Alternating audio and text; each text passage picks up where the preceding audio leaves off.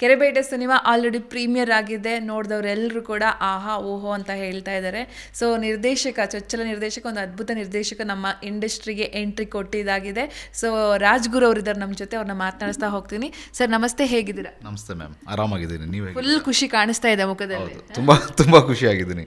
ಯಾಕಂದರೆ 16 ವರ್ಷದ journey ma'am ಇದು. 2008ರಲ್ಲಿ ನಾನು ಇಂಡಸ್ಟ್ರಿಗೆ ಬಂದಿದ್ದು. ಸೊ 16 ವರ್ಷ ಬೇಕಾಯಿತು ನಾನು ಡೈರೆಕ್ಟರ್ ಆಗೋಕ್ಕೆ. ಬಟ್ ದಿ ಬೆಸ್ಟ್ ಡೆಬ್ಯೂ ನನಗೆ ಸಿಕ್ಕಿದೆ ಅಂತ ನಾನಲ್ಲ ಹೇಳ್ತಿರೋದು, ಅಂದರೆ ನನ್ನ ಸರ್ಕಲಲ್ಲಿ ಆಗಲಿ ನಿನ್ನೆ ಬಂದಿರೋ ಟೆಕ್ನಿಷಿಯನ್ಸ್ ಎಲ್ಲ ಅದು ಹೇಳಿದರು. ಸೊ ತುಂಬ ಖುಷಿಯಾಗಿದ್ದೀನಿ. 16 ವರ್ಷ ಪಟ್ಟಂಥ ಪರಿಶ್ರಮಕ್ಕೆ ಇದೀಗ ಪ್ರತಿಫಲ ಸಿಕ್ಕಿದೆ ಅಂತಲೇ ಹೇಳ್ಬೋದು. ಪ್ರೀಮಿಯರ್ ನೋಡಿದಂಥ ಅಷ್ಟು ಜನರು ಕೂಡ ನಿಮ್ಮ ನಿರ್ದೇಶನವನ್ನು ಹಾಡಿ ಹೊಗಳಿದ್ದಾರೆ. ಸೊ ಆ ಖುಷಿಯ ಬಗ್ಗೆ ಆ್ಯಂಡ್ ಕೆರೆಬೇಟೆ ಸಿನಿಮಾದ ಬಗ್ಗೆ, ಈ ಕತೆ ಬಗ್ಗೆ ಈ ಕಂಪ್ಲೀಟ್ ಚಿತ್ರಣವನ್ನು ತೆರೆದಿಡಿ ಅಂತ ಹೇಳಿ. ನಿನ್ನೆ ಪ್ರೀಮಿಯರಲ್ಲಿ ಏನಾಯಿತು ಅಂದರೆ ನನಗೆ ಅಂದರೆ ಒಂದು ಶಶಾಂಕ್ ಸರ್, ಆ್ಯಕ್ಚುಲಿ ಅವರೆಲ್ಲ ನಮ್ಮ ಮಾನಸಿಕ ಗುರುಗಳೇ. ಎಲ್ಲ ಪ್ರತಿಯೊಬ್ಬ ನಿರ್ದೇಶಕರು ನಮಗೆ ಮಾನಸಿಕ ಗುರುಗಳು. ಅವ್ರ ಜೊತೆ ಕೆಲಸ ಮಾಡಿಲ್ಲ ಅಂದ್ರೂ ಅವ್ರ ಹತ್ರ ಅವ್ರು ಮಾಡಿರುವಂಥ ಸಿನಿಮಾಗಳು, ಫಾರ್ ಎಕ್ಸಾಂಪಲ್ ಮೊಗ್ಗಿನ ಮನಸ್ಸು ಆಗಲಿ, ಆಮೇಲೆ ಮಿಕ್ಕಿದ್ದು ಏನು ಕೃಷ್ಣನ್ ಲವ್ ಸ್ಟೋರಿ ಆಗಲಿ, ಅದೆಲ್ಲ ನೋಡ್ಬಿಟ್ಟು ಕಲ್ತಿರುವಂಥದ್ದು. ಅದರಲ್ಲೂ ಕೂಡ ಹೆಣ್ಣಿಗೆ ತುಂಬ ಪ್ರಾಧಾನ್ಯತೆ ಇತ್ತು, ಹೀರೋಯಿನ್ಗೆ. ಸೊ ಇದರಲ್ಲೂ ಕೂಡ ಅಷ್ಟೇ ಸಮ ಇದೆ. ಸೊ ಅವರು ಹೇಳಿದ ಒಂದು ಮಾತು ನಂಗೆ ತುಂಬ ಖುಷಿ ಕೊಡ್ತು. ಏನಂದರೆ ದುನಿಯಾ ನೋಡ್ದಂಗೆ ಆಯಿತು ನನಗೆ, ದುನಿಯಾ ಮೂವಿ. ಯಾಕಂದರೆ ನಾವು ಸೂರಿ ಸರ್ ಫ್ಯಾನ್ಸ್, ನಾವು Suri sir big fan. So ಅದು ನಂಗೆ ತುಂಬ ದೊಡ್ಡ ಮೈಲೇಜ್ ಕೊಡುತ್ತೆ ನನ್ನ ಸಿನಿಮಾ ಕೆರಿಯರ್ಗೆ ಅಂತ ಅನಿಸ್ತು ಆ ಸ್ಟೇಟ್ಮೆಂಟು. ಕೆರೆಬೇಟೆ ಅಂದರೆ ಈಗಾಗ ಆಲ್ರೆಡಿ ಎಲ್ಲ ಕಡೆ ಹೇಳ್ಕೊಂಡು ಬಂದಿದ್ದೀನಿ. ಏನಂದರೆ ಕೆರೆಬೇಟೆ ಅಂದರೆ ಮಲೆನಾಡಲ್ಲಿ ನಡೆಯುವಂಥ ಒಂದು ಕ್ರೀಡೆ. ನಾನು ಕೂಡ ಮೂಲತಃ ಮಲೆನಾಡವನು, ಸೊರಬದವನು. ನಮ್ಮ ಸೊರಬದಲ್ಲಿ ಏನಂದರೆ ಅತಿ ಹೆಚ್ಚು ಕೆರೆಗಳಿದೆ. ಇಡೀ ಏಷ್ಯಾ ಖಂಡದಲ್ಲೇ ಅತಿ ಹೆಚ್ಚು ಕೆರೆ ಇರೋದು ಸೊರಬ. ಸೊ ನಾನು ಕೂಡ ಚಿಕ್ಕ ವಯಸ್ಸಿಂದನೂ ಆ ಕೆರೆಬೇಟೆನ ಆಡಿಕೊಂಡು ಬೆಳ್ಕೊಂಡು ಮೀನು ಹಿಡ್ಕೊಂಡು ತಿನ್ಕೊಂಡು, ಮೀನು ಹಿಡಿಯೋ ಜೊತೆ ಕೋಣಿಯಲ್ಲಿ ಒಂದೊಂದ್ಸತಿ ಹಾವು ಸಿಗೋದು, ಬಿಸಾಕ್ಬಿಟ್ಟು ಮತ್ತೆ ಬೇರೆ ಮೀನು ಹಿಡಿಯೋಕೆ ಹೋಗ್ತಾಯಿದ್ವಿ.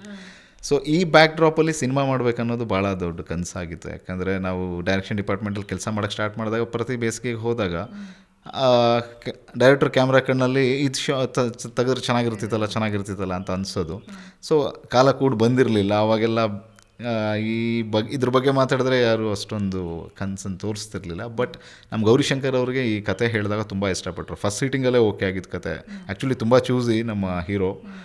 ಫಸ್ಟ್ ಸೀಟಿಂಗಲ್ಲಿ ಒಂದು ಅರ್ಧ ಗಂಟೆ ರೀಡಿಂಗ್ ಕೊಟ್ಟೆ, ತುಂಬ ಇಷ್ಟಪಟ್ಟರು. ಅದಾದಮೇಲೆ ನಮ್ಮ ಕೆರೆಬೇಟೆ ಅನ್ನೋ ಟೈಟ್ಲ್ ಹೇಳಿದೆ, ಅದು ಇಷ್ಟ ಆಯಿತು ಅವ್ರಿಗೆ.